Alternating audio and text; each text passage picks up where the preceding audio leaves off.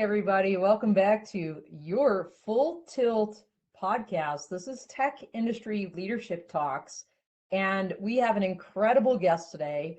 Tom Adams is the CEO of AeroVigilance and co-founder, and also co-creator of the C-UAS Hub. And what an interesting journey he's had to get here. So welcome to the show, Tom. Thank you. It's great to be on the show. Thanks for having me. Of course. So Tom selected an interesting theme of collaborative leadership. And so, Tom, that's the first question I'm going to ask you is, why did you select this theme? Well, I think from my experience being in different industries, I'm not going to give away my age, but one of the things that I've learned is that when you're in a leadership position, you don't know everything. And I think one of the great things that makes a team successful is to have the thoughts, ideas, perspectives, and experience from a wide group of people that can help solve a goal or an objective. I think when you have those varying thoughts and ideas and perspectives, I think you have a chance to be more successful than if you're just kind of have an echo chamber of maybe some of the people that are just have some very similar thoughts and ideas to your own. Yeah, absolutely. And not only kind of your internal team, right? When I think of collaboration, I think of all the external stakeholders that you need to coordinate with, and certainly in the counter UAS field and the drone industry, there's so many stakeholders involved. And so, Tom, what I want to do is go back in time, because what I find with my guests is these themes that they select kind of start percolating in early childhood from either, their environment or something they were taught or in their family. And so I want to kind of start there, go back, way back machine here, and tell us a little bit about your background. You don't have to reveal your age, but tell us a little bit about your background. Yeah, that's fine. So kind of going back to what you're saying earlier, as I talk about my family, is that, there's really nothing that we truly achieve on our own. So like, kind of where we are now is a conglomeration of a lot of different experiences and people that have been involved in various aspects of, your life, whether it's your career, schooling, and such like that. So for me, it's no different than a lot of other people. I'm actually a fifth generation Montanan.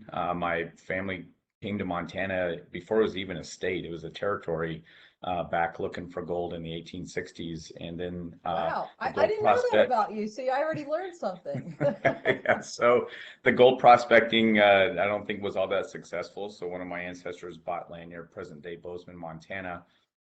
And so that's kind of where my family has been. Both my mom's side and my dad's side of the family are from the Bozeman area. My dad's side is from Three Forks, and my mom's side is just from Bozeman, just down the road. And that's where I grew up. I spent, I was born in Helena. My parents divorced really early, and I ended up moving out to a ranch in eastern Montana.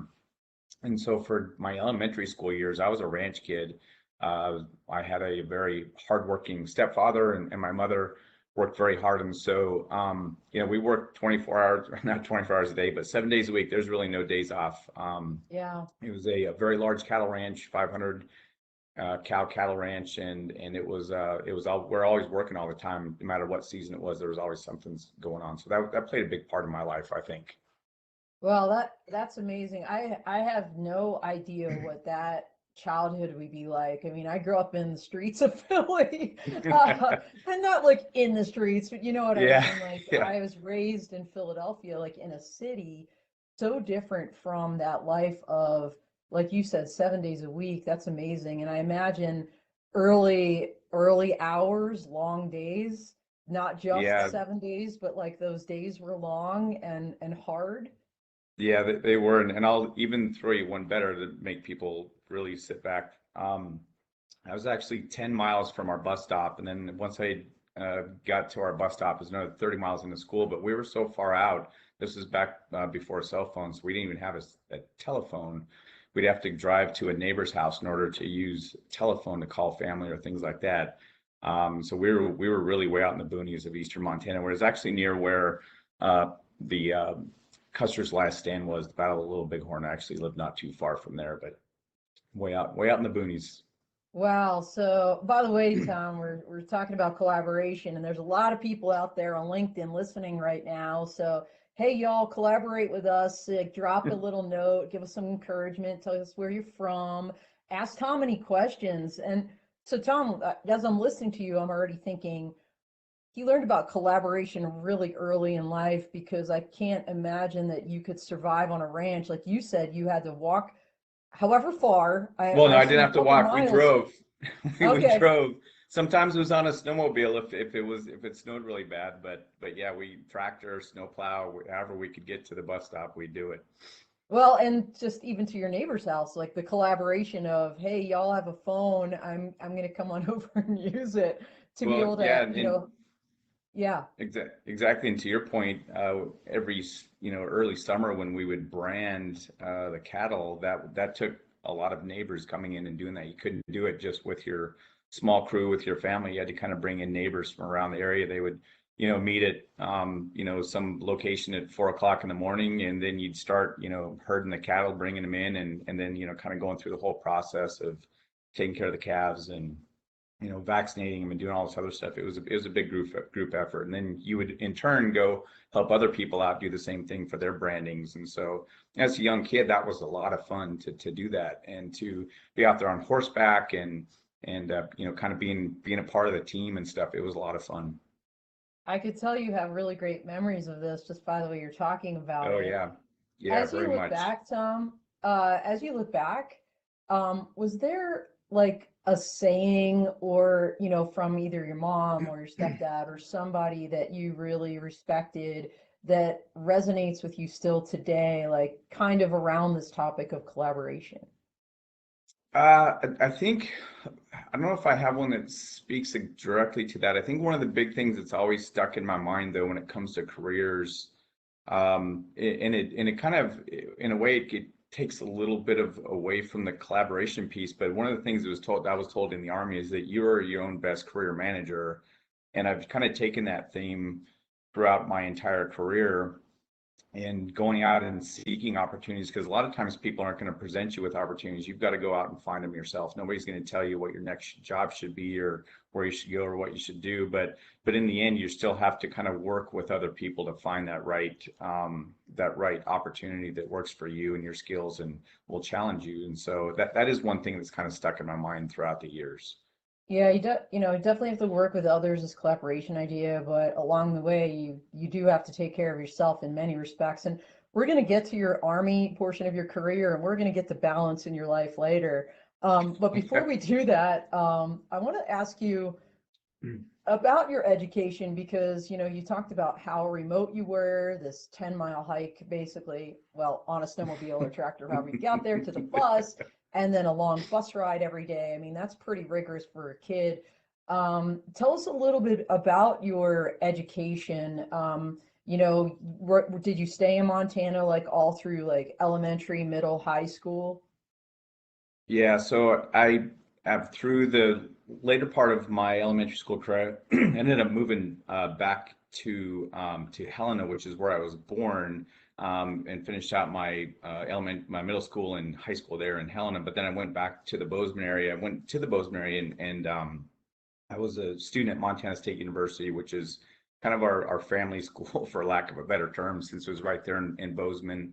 But that's where I went to college, was in the Army ROTC program, and was a biomechanics major. I didn't really know what I wanted to do uh, when I finished college. I knew that with my ROTC scholarship that I was going to end up going on active duty in the Army, and so that was kind of my focus. And I was fortunate enough to get when you get towards the end of your college time, you can start to rank what parts of the Army you're most interested in, what branch of the Army that you're most interested in. And I wanted to be a medical service corps officer, and I was lucky enough to get that as my first choice.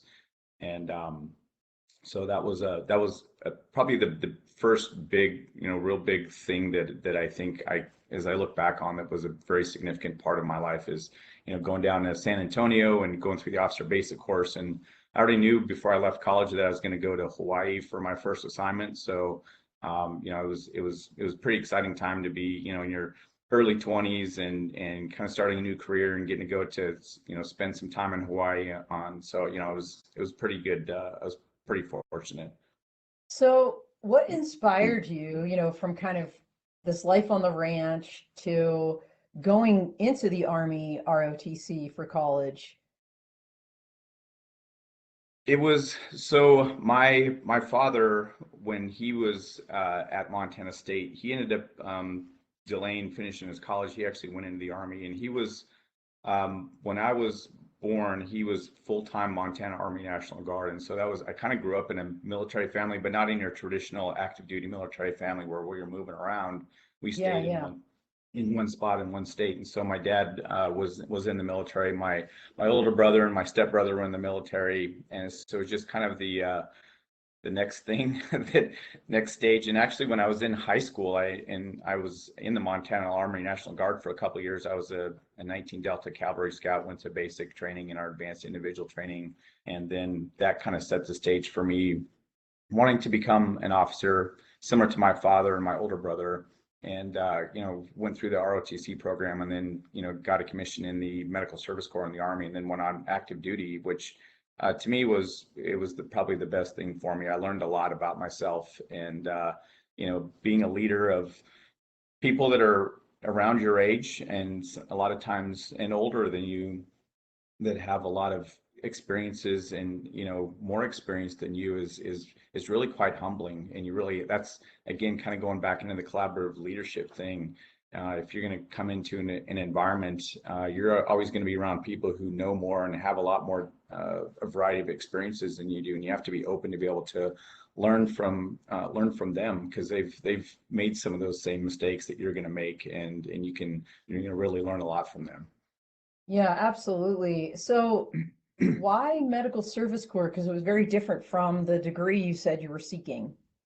Yes. So the Medical Service Corps, I think what was interesting for me is that, the combat, excuse me, the combat arms branches were very interesting to me, but I was also kind of looking more long term. And it's like, if I decide to get out after my 5-year commitment or after I retire, what am I going to do post Army life? And so I felt that the Medical Service Corps side would give me maybe a wider variety of experiences that I can use to on the civilian side. And I did my 5-year commitment in the Army, but then I never did go springboard into the healthcare administration or the medical administration side of the Army. I just kind of started going down a different path, and ultimately ended up in law enforcement.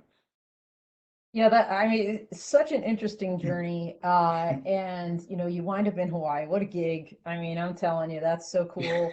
I know, well, it's Tripler, Yeah. right? Tripler is the big hospital out Yeah. there. Yes. So my first assignment, I was a medical platoon leader in a light infantry battalion in the 25th Infantry Division at Schofield. So I was there, and I was in a forward support battalion for a while, and then I did actually go to Tripler Army Medical Center, which is now Tripler, I think probably Tripler Regional Medical Center. But I was there as a healthcare administrator in the Department of Nursing, and then I worked in the command suite of the hospital, which was interesting. I got a chance to be around some really interesting and evolutionary leaders.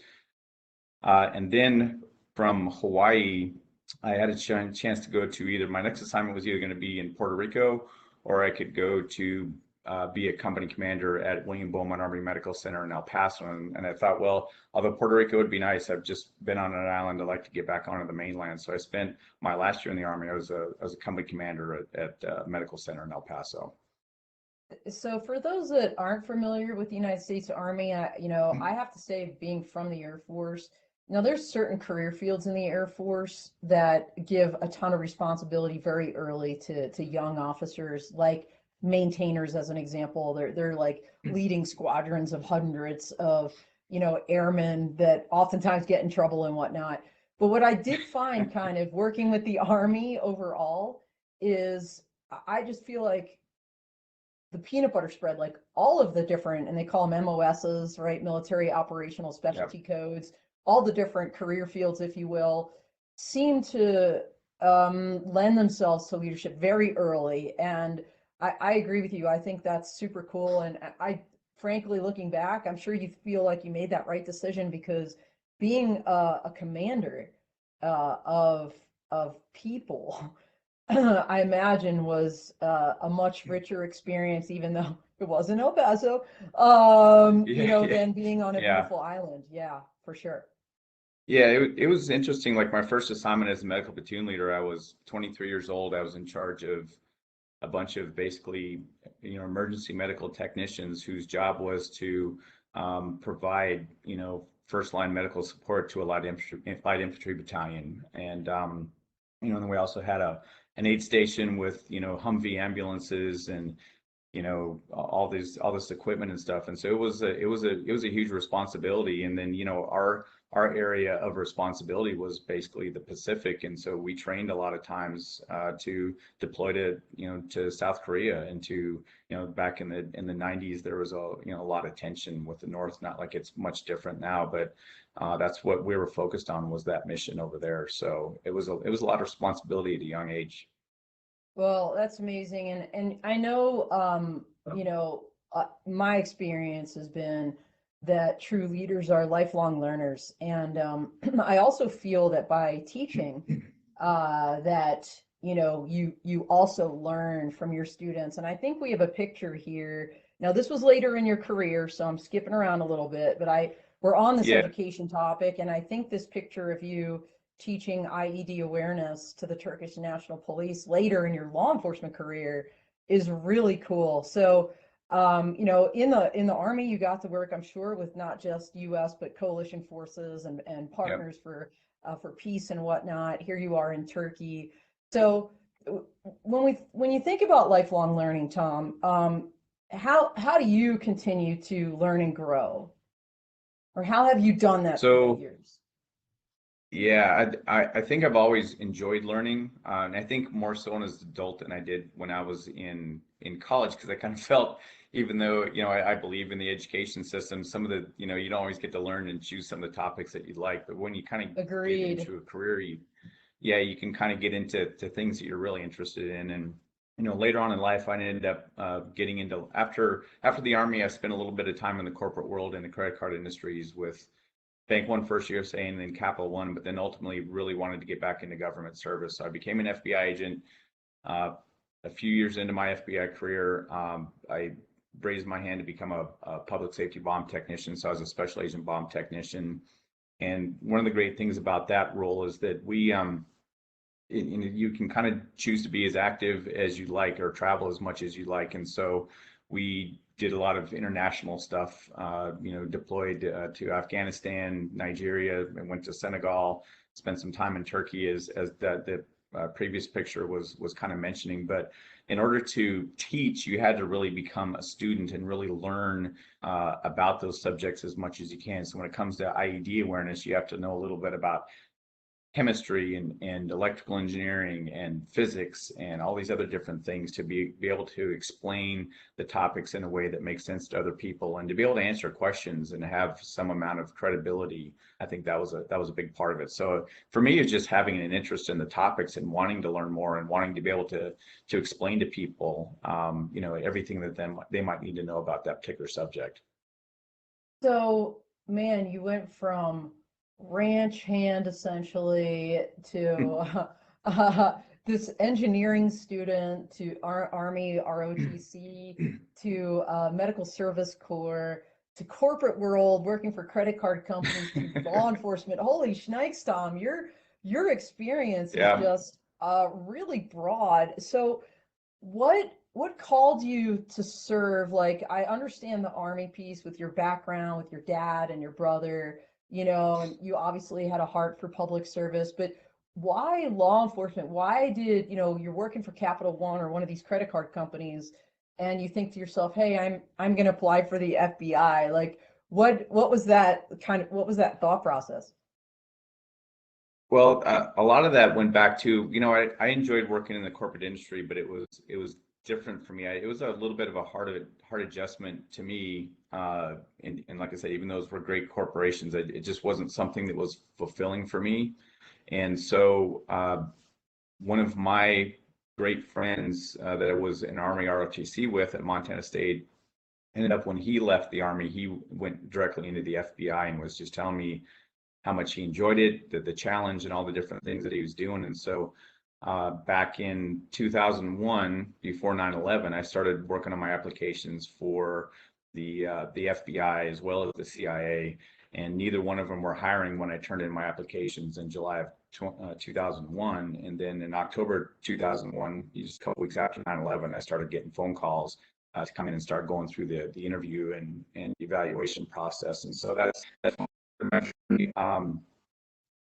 and a lot of times, even though my friend did influence my decision quite a bit, just at that time, I was really interested in a lot of the, crime scene investigation and forensics, different and subjects like that. And like, you know what, for me, I'm not the type of person that wants to sit behind a desk all the time. And so maybe this is where I need to pivot and look to do something different. And so I was fortunate enough to get through the hiring process for the FBI, and started there in October of 2022 as a new agent trainee at Quantico.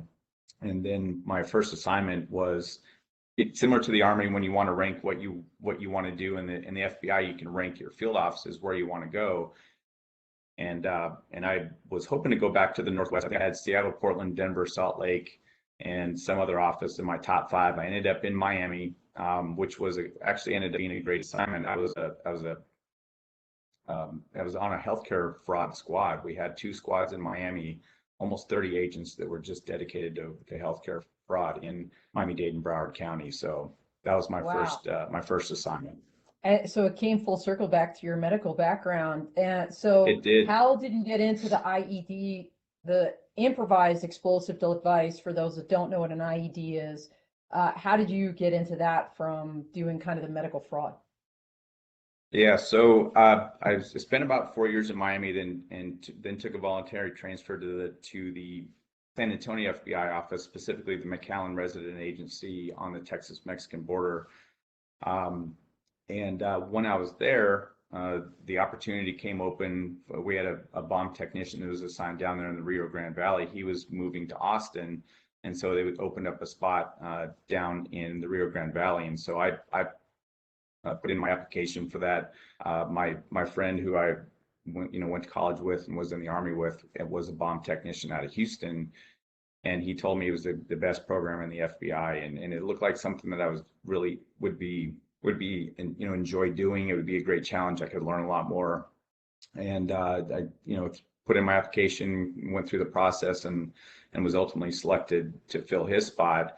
And then went to the hazardous devices school in Alabama in summer of 2008, and went through the 6-week training program, which is, gives you some of the basic skills, but then your learning really starts there, because you just have the basic knowledge to be able to start learning how to do the post-blast investigations, and learning more about improvised explosives and IEDs and all these other different things, and how you can contribute to not only the safety of the homeland, but also working with partners from around the world.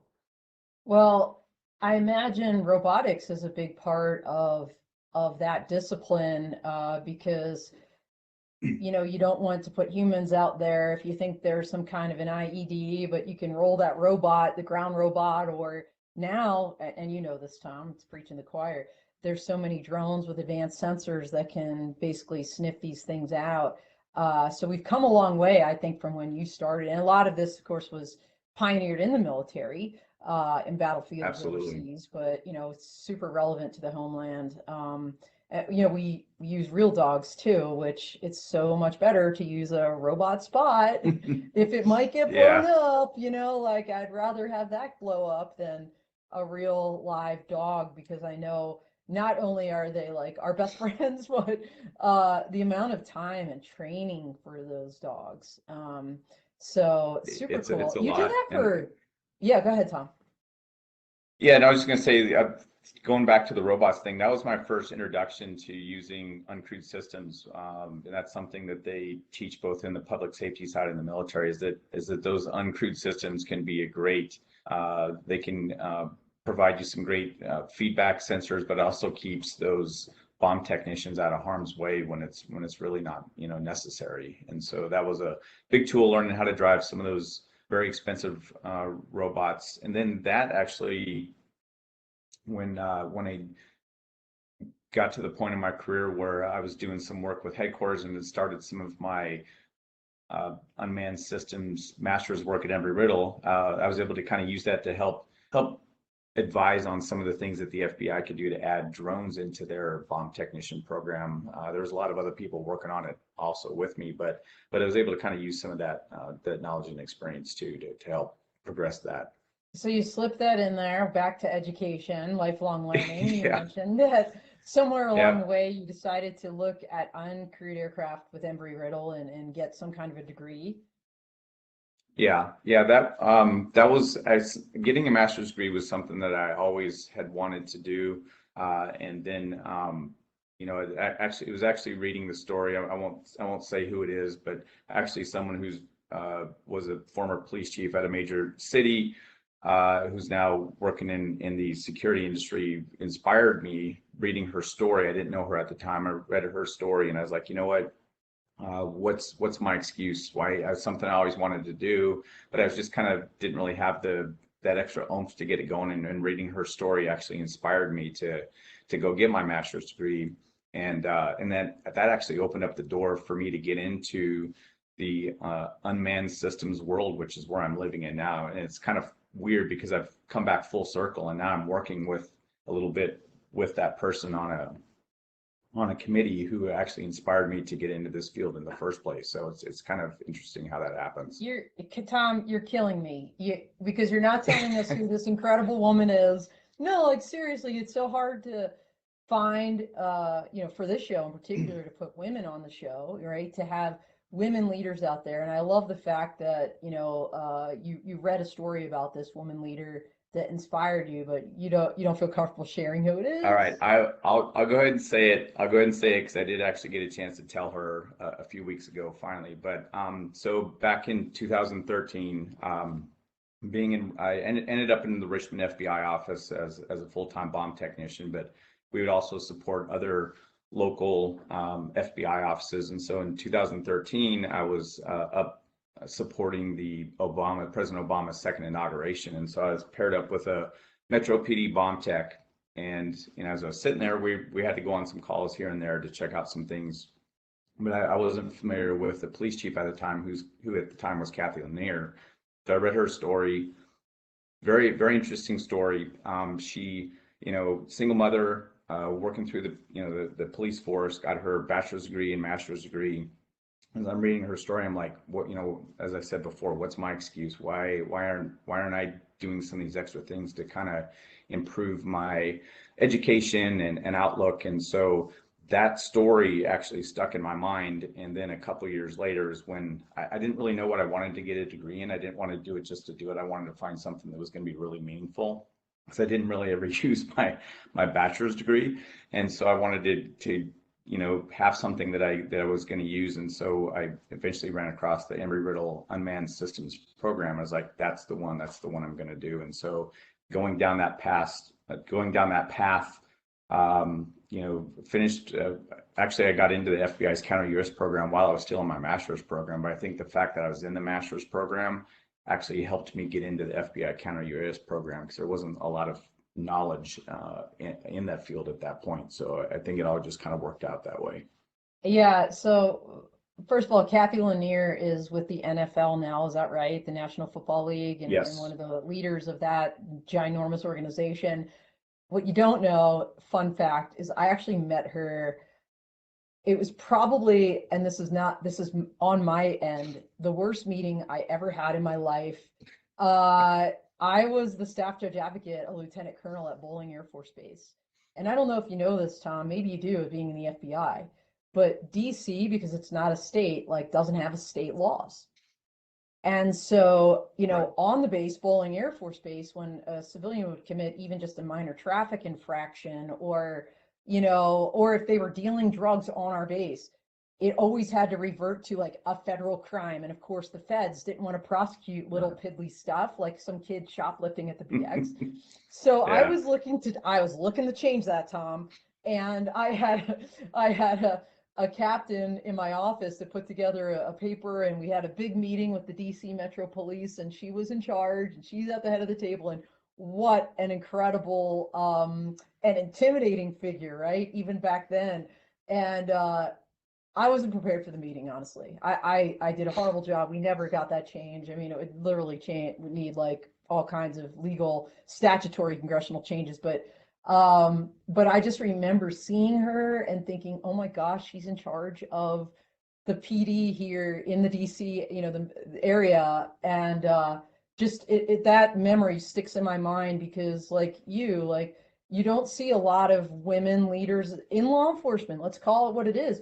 Just like in the military, right? So just a superimposing figure, and she's obviously doing great things, and you get to work with her, I think, now in the ARC, but we can, if we have time, we'll talk about that. But I want to talk about this counter-UAS gig. So you get this degree from Embry-Riddle, you decide, hey, this counter-UAS thing, it's going to keep growing as UAS continue to proliferate in the national airspace system.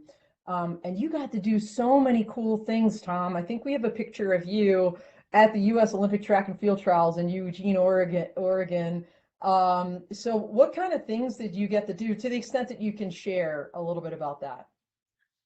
Yeah, so that was an interesting experience, because with counter-UAS being relatively new and some of the authorities to do certain things being relatively new, we had to really thoughtfully think about how we were going to conduct this mission without increasing risk to the national airspace or increasing risk to the public that we're trying to protect. And so we had to be very thoughtful about how we did things, knowing that if we didn't conduct this mission carefully, it could impact the expansion of these capabilities down the road. And so we really worked hard to do the mission the right way, and to have some good rules of engagement and ways to do things that were very thoughtful and protected without impacting safety.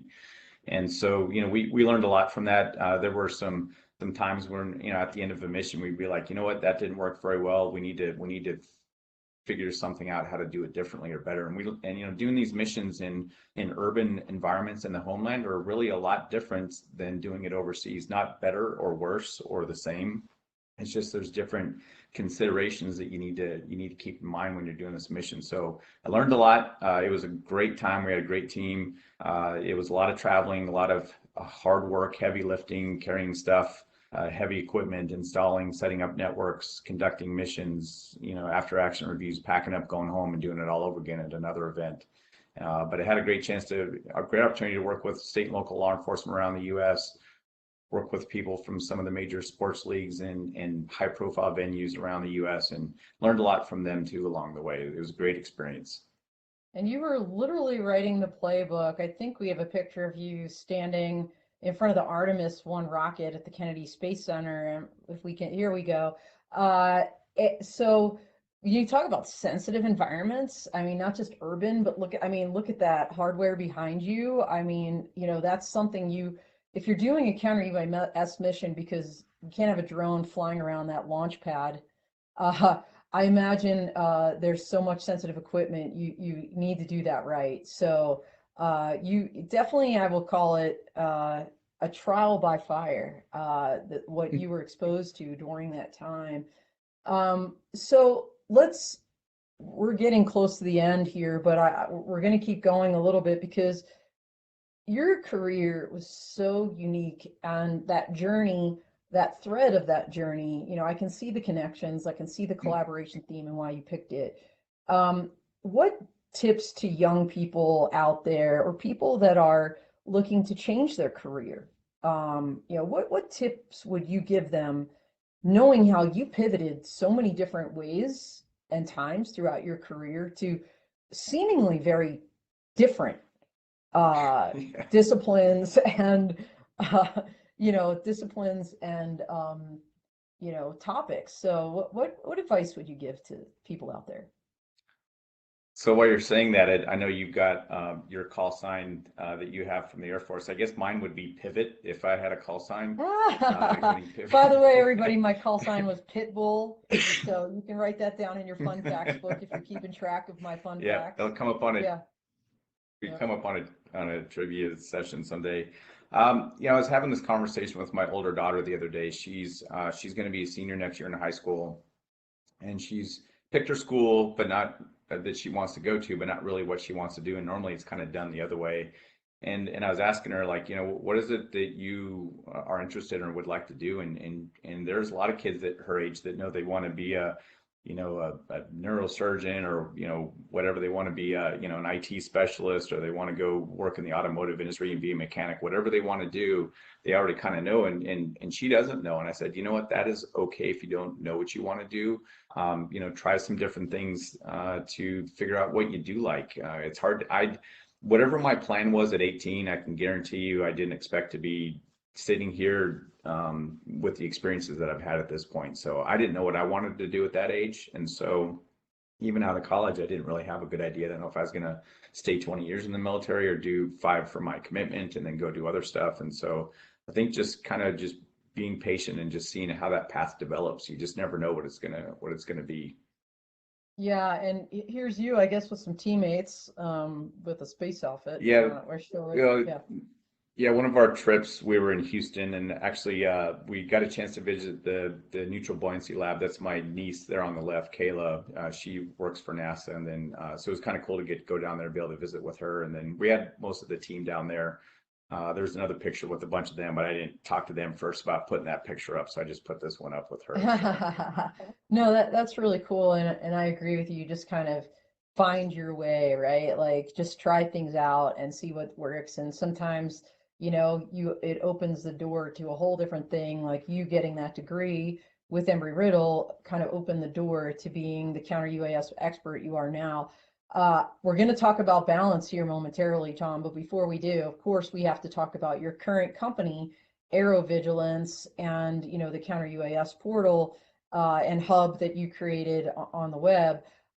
Everybody, if you follow me, you probably already know that Tom and his partner, Casey Flanagan, were on the Dawn of Drones about a month and a half ago. So if you missed that episode, go check it out. We're not going to really get deeply into AeroVigilance, but I encourage you to go back and watch that episode. It was a really great one. You learn all about what they're doing. But you, I think Casey left the FBI first, if I recall correctly. He was in Yeah. as well. You guys worked together on the Counter-UAS team. And then, you recently, I think this fall, jumped ship.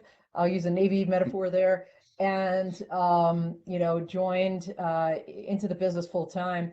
So why did you guys create AeroVigilance, and tell everybody what, of course, it does for those that didn't get to see the episode.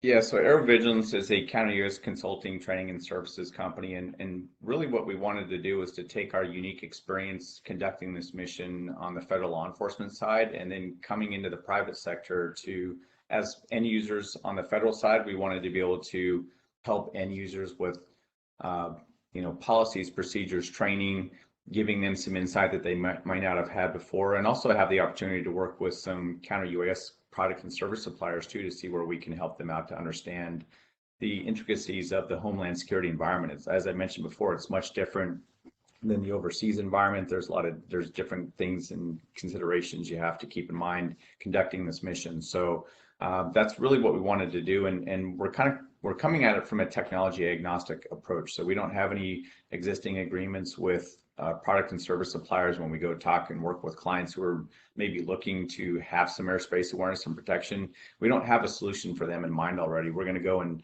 work with them, understand what their needs are, their user requirements are, what they're trying to achieve, and then find the best route to help them meet their security goals. And we don't want to have a specific technology or a solution in mind. We want to go in with more of an open mind.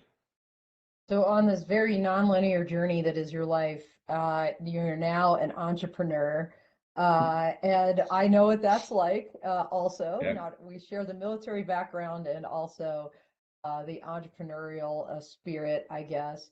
And Tom, I ask everybody this because it's something I struggle with. I think it's something especially entrepreneurs struggle with.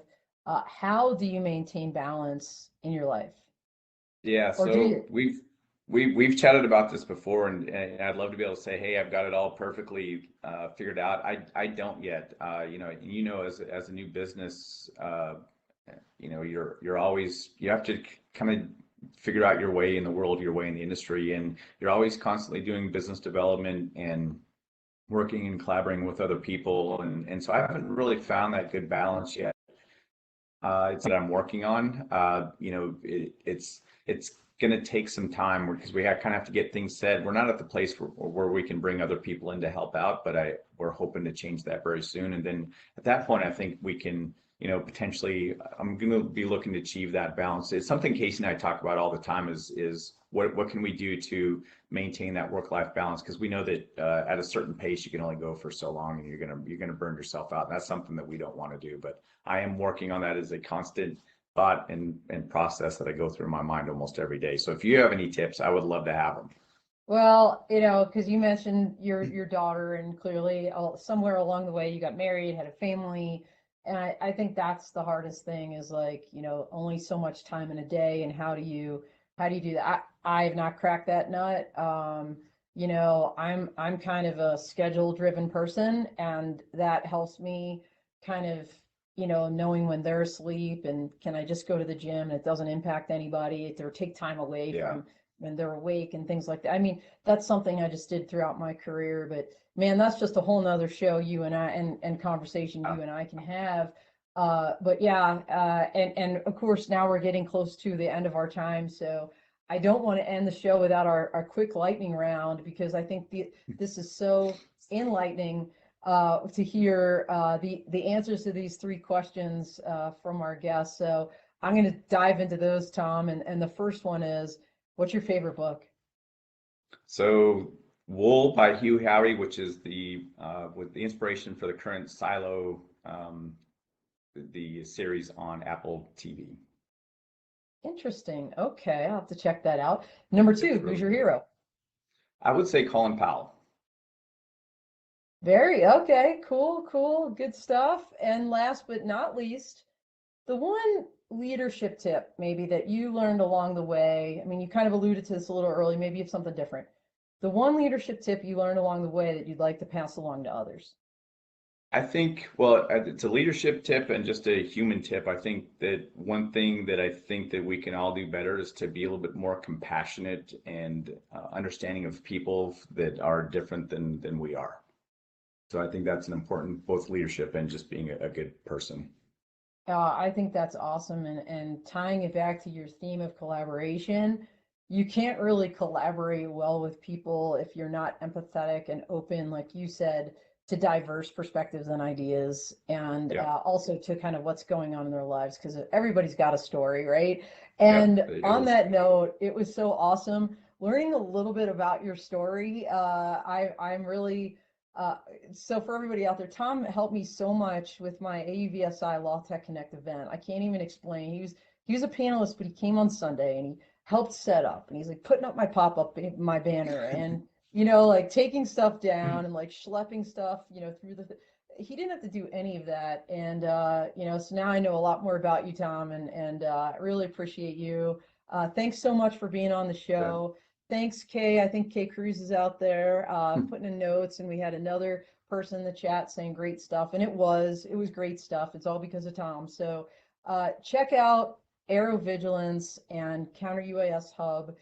If you're in this space, these are Tom and of course his partner Casey are two guys you're going to want to watch. So thank you so much, Tom. That's all she wrote. Thanks, Don. I appreciate it.